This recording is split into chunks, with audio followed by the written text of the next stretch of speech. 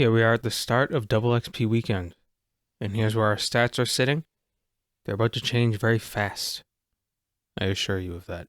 This clip was recorded before double XP weekend, and what I'm going to do is go into the halls of memory, get myself a full inventory of filled jars, and then immediately dump them into the memory pool thing immediately once double XP weekend starts, so I can get a big boost of divination XP. And then I'll move on to something else, and then I'll come back to divination later. Without further ado, let's get started. So I ended up getting about 76 divination from the first inventory of jars. And then I moved on to dealing with my proteans and using the protean hides. Like I said, I had a bunch of them from all the quests I had done, having the keys, so I had a bunch of hides. So I'm training up crafting with the protean hides. Fortunately, the protean hides don't give a lot of XP at lower levels, and I want to use them to basically get done with the slower earlier levels. It's the later levels that are very expensive and take a long time. You know, at level 90, 1,000 protean hides will get you maybe, halfway to 91. It's not a very significant amount of XP at later levels. They just did not scale the XP very effectively. So, yeah. After finishing up the hides, I realized I had a lot of raw food in my inventory, and I still need 70 cooking so I can finish Recipe for Disaster. Or at least free King Awogi from his confines in stasis. So I'm cooking the Desert Souls. Unfortunately, we burn a lot of them, but we're getting so much XP anyway. And we have something like 2,000 Desert Souls just sitting in the bank from when I was fishing them. And we have a bunch of, what are the other fish? The catfish, I think? Yeah, the desert catfish. We don't even cook those yet. I want to wait a bit. I want to hold on to them before I start burning everything. I don't want to burn everything. I want to get as high a level as I can before I start cooking higher level fish. That way I don't waste a bunch of the raw fish. Either way, I cooked enough to get to about 70. Recall that I mentioned I had made 8 Necronium plate bodies plus 4, and I was going to turn them into burial armor during double XP weekend. Well, here we are doing that. Each one gives 20,000 XP. Double XP weekend, they give 40,000 XP each. We got 8 of them. So 8, 16, 24, 32, 320,000 XP, and that should get me to 80 smithing. That's one step closer to unlocking Invention. Ooh, how exciting. Also, I'm using these Masterwork potions because they are great. They give you 10 swings per swing for 4 swings. It's nice. And there we go. My math worked out right. Finished up the last plate body. Got 80 smithing. And it turns out to be a requirement for Brink of Extinction, although we're probably not going to be doing that quest for a while. We still need to get the levels to do the Elder Kiln, which would unlock the Tokal Zo. I really want to do that quest. The Tokal Zo is useful. We're back in the Hall of Memories, gathering up jars. So during double XP weekend, there are parties, basically, where people activate all the plinths in one world, and over again, we have the little center flower bud thing pretty much open 100% of the time, so you don't have to keep world hopping to fill up your jars. And the reason why people do that is because the jars fill up fastest by using this thing in the middle. Cress is the best spirit thing. I don't know what you call them. What are they? The best spirit in the middle. And I believe Agi is the worst one. Juna's somewhere in between. What's strange is at 75, you get the memory storage bot, which is the little pink thing in my inventory. And with it, you need to harvest 250 brilliant energy wisps from the robots and plinths around the area.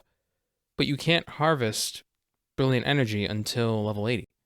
But you got the robot at level 75, so I don't see why. That's just weird.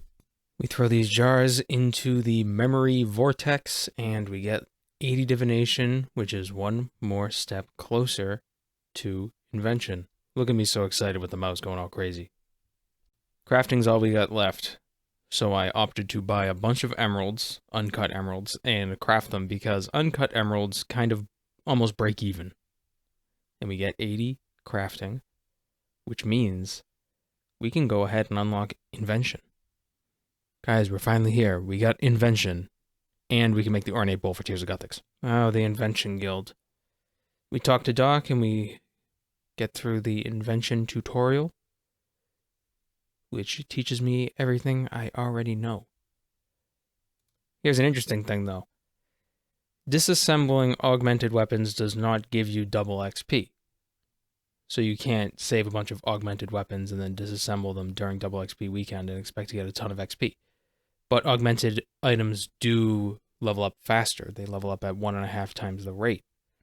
However, what does get double XP is, or at least 1.5 XP, is discovering blueprints. You can discover blueprints by boosting your invention level. There are invention potions. Now, there's an extreme invention potion which can give you like plus 17 to invention, but you need something like 95 herb lore to use it, since it's not tradable. Super invention potions are tradable. They give you plus 5, or maybe it's plus 4.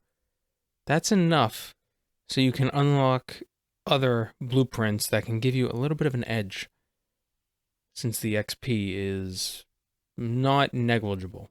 So because we need 27 invention to level up items to level 10, which is the optimal level to get them to if you're going to disassemble them for XP, we're going to take advantage of the blueprint boosting to get to that level, or at least get to a level where we can boost so we can discover the blueprint to level up to level 27. Okay? Yeah, it's awkward, but trust me, I know what I'm talking about. So notice I've got 6 invention, I've got a super invention potion, I drink it, and now I can discover the gizmo dissolver, which requires level 8, even though I only have level 6, but I drank the potion. Huzzah. Unfortunately, if your level drops while you're trying to figure out the perfect blueprint order for these decals, or whatever you want to call them, if your level drops, you need to re-drink the potion, which closes the interface, so you have to redo it, so hopefully you remember the decals and the order they were in. Fortunately, I don't have to remember because I have this clever thing called taking a screenshot. So here's a clever way of leveling up Invention. And it doesn't cost much either. Actually, you might make a profit. Buy a bunch of incandescent energy.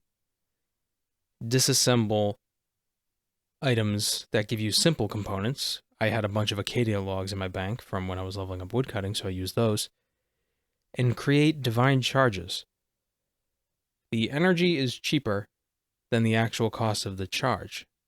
However, you get a significant amount of invention XP from making the charge. It's not a lot of XP at later levels, but at early levels, it's actually pretty good. I had enough simple components to make 10 divine charges, and if you notice, we're getting about 343 XP per charge, which at a low level, such as level 7 going to level 8, it's actually a pretty good amount of XP. And it's immediate. You don't have to augment any items and level them up. You could just make the items right away and then sell them on the Grain Exchange and recoup the money you spent on the energy. The only thing is you need to disassemble logs, which doesn't give much XP at all.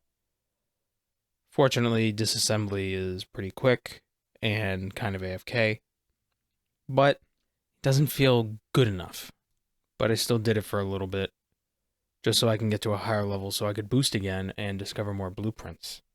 So I thought about making a weapon gizmo. Maybe I could get precise on a weapon.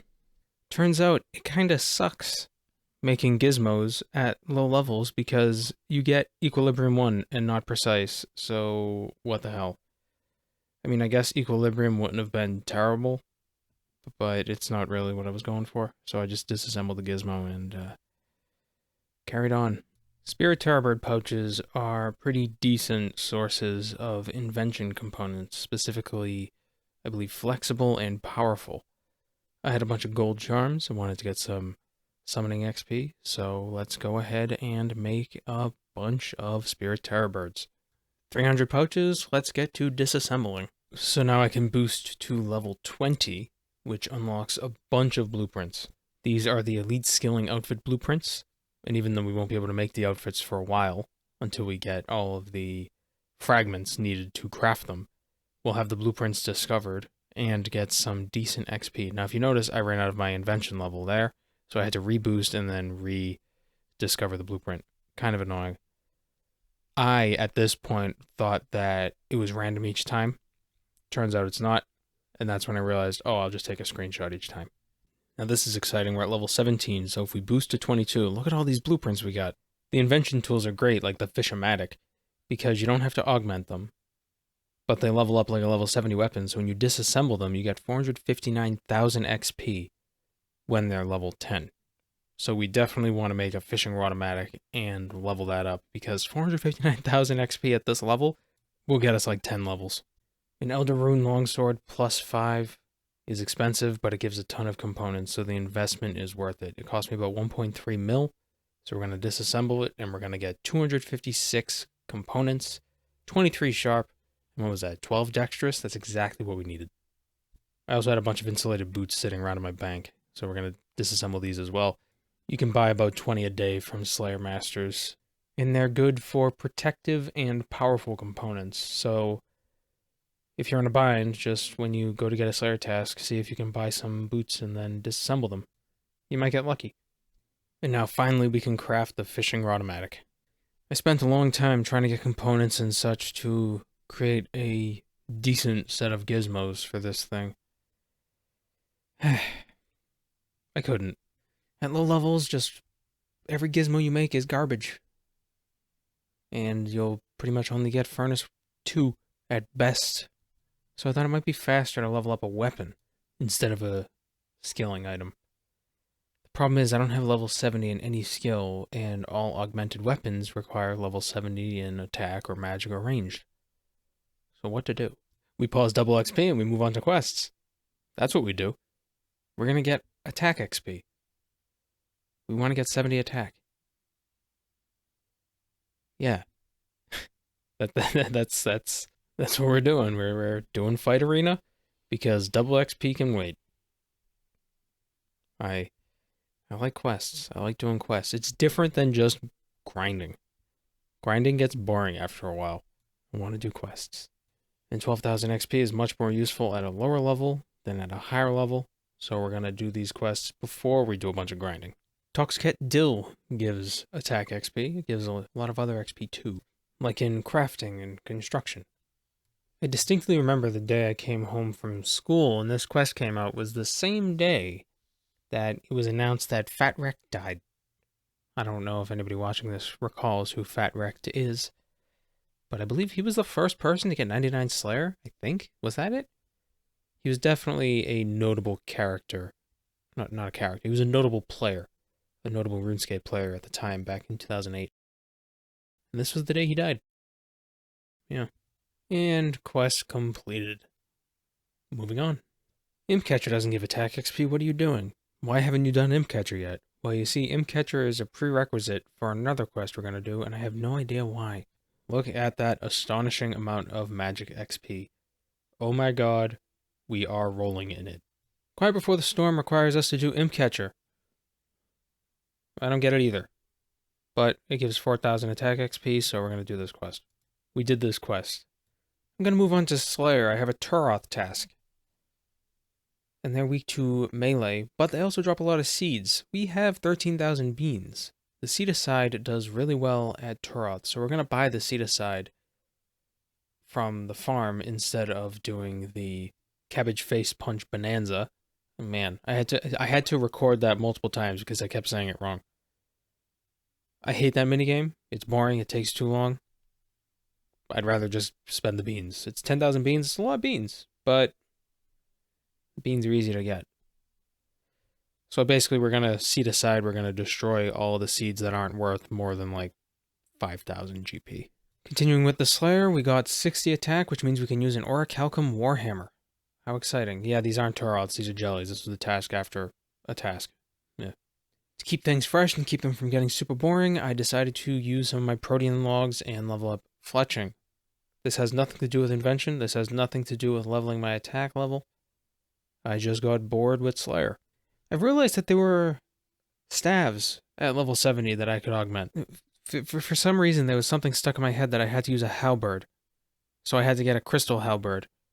But then I realized there are crystal staves as well, so I could just get 70 magic since I'm closer to that, augment the staff, and go that way, right? So I'm here at Elite Dungeons 3 because I'm thinking, well, this gives a lot of XP, right? So what if I try to kill these guys? That would get my magic level really fast. Accuracy is an issue, and they do a lot of damage. So even though they give a lot of XP, I think it would be better for me to find a different place to level my magic. We returned to Slayer, and we got a Calphite task. Now, the exiled Calphites are weak to magic. They're weak to water spells, but I forgot to bring water runes because I'm an idiot. But I also brought a charming potion. You can buy charming potions, and it increases the number of charms dropped by 1 when charms are dropped. So if something drops 1 blue charm, it'll drop 2. If something drops 3 green charms, it'll drop 4. Definitely worthwhile. I wish I had a charming imp, but I'm not going to train dungeoneering on double XP weekend. We're close to 70 magic, so I came to the Polypore Dungeon. We're back here again. We were here before, and we started killing infested axes. The infested axes give quite a lot of XP, even not during double XP weekend, but during double XP weekend, they give double the XP. If we notice, the XP drop is 1.8k, and they're pretty quick to kill. Although looking at this footage back again, I probably should have just went ahead and killed more Calphites. That probably would have been faster XP, and we would have gotten a bunch of charms as well. Yeah, come see, come saw. We killed enough of these things, and we got 70 magic, which means we can get a crystal staff. We can augment the crystal staff and level it up that way. Although I don't expect us to put any useful gizmos on it. We just want to level it so we can get XP. Trying again for precise, and we get Equilibrium 1 and Cautious. See, that's even worse than Equilibrium 1. I thought maybe we can get Scavenging 1, or maybe Scavenging 2. Let's get some precise components. Let's disassemble these ruby necklaces and try to get Scavenging in a weapon gizmo. Bad idea. We didn't get it. Don't bother with gizmos until you're like level 99. I mean, honestly, it's... Or at least don't spend a lot of money on them. You're not going to get what you want. In the interest of getting levels so we can finally do Plague's End at one point, we're going to give up on Invention for a bit. What a surprise. And move on to some construction contracts. We got ourselves candles, we got ourselves protean planks, and we got ourselves a bunch of cloth. We're going to run around Galenor making furniture for people. And here we get 75 construction. One more requirement out of the way before we can get into the Elven City of Prifddinas. We should probably work on ranged during double XP weekend, because we need 75. I don't think we need 75 for Plague's End specifically, but we need 75 for the quest before Plague's End. It's either the Light Within or Within the Light. Those are both quests, and I can't remember which one's which. Here's how we're ending after our first video of double XP. We got ourselves 80 crafting, 80 smithing, 80 divination, 24 invention, fun, 70 magic, 74 herb lore. Oh yeah, I didn't put any clips of me training my herb lore, did I? Oh, that was an accident. Yeah, I had made 2,000 attack potions. I had shown the unfinished irid potions I had in my inventory in the previous video, but I forgot to record footage of that. Oops. Oh well. It's not that exciting, to be honest. Oh, we also got 70 cooking. And 71 agility. Those Silverhawk boots are useful. Definitely useful. I hate training agility. And 61 attack. 61 attack. I don't know where we're going from here. I'm pretty frenetic when it comes to double XP weekend because I didn't really prepare anything. Needless to say, we made some pretty good gains, I think. Could have done better if we were prepared, but oh well. This account's very young. We'll continue with our double XP next time on Just Background Noise. Thank you for watching. Take care.